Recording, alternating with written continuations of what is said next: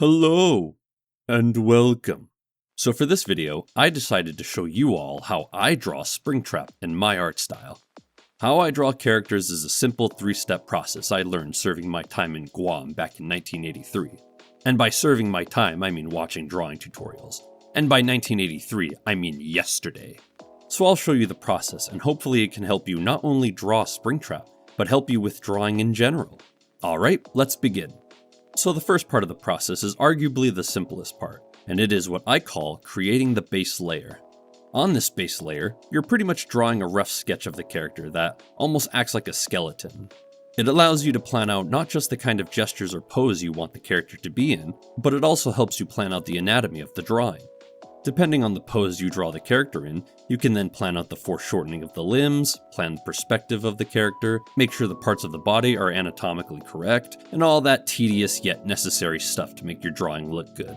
For example, because of the pose I drew Springtrap in, his right arm holding the knife will appear smaller compared to his left arm and hand, since they are pointing towards the camera, almost like they are trying to reach out and grab you. You can draw the skeleton however you like. Some people do a simple stick figure to have a layout, and others just skip this part entirely and jump straight into sketching the whole character because, well, they are just far too good and in a completely different league of artistry. I personally like to do this step, and I like to add a rib cage and a pelvis to the skeleton in order to make the sketching of the character a lot easier. That way I know where certain parts of the torso need to connect. It's up to you if you want to do this or not. There is no one way to draw stuff. It's all up to what you're comfortable doing, as well as the skills you develop from lots of practice. Alright, let's move on to the next part of the process. Now we can begin sketching out the rest of the character over the base layer. This is where you really start to bring the character to life. Here you start laying out all the details of the character, from the shape of their body parts to any details on their person like clothing or accessories or injuries or wrinkles, and such and such. For Springtrap, I'm going to add a lot of tears and scars on him, since his suit is very old and worn out. My man's looks like he's been to war and back. He is messed up. Look at them eyes. Them eyes have seen the devil himself. Oh yeah, and this is also where you sketch everything to be proportionally accurate, depending on the pose. This is why I like drawing the base layer. It really helps out with this part, especially when sketching out any foreshortened limbs. You're also going to want to try and keep your rough sketch clean looking, and not too scratchy. This will really help you out when you move on to adding the line art.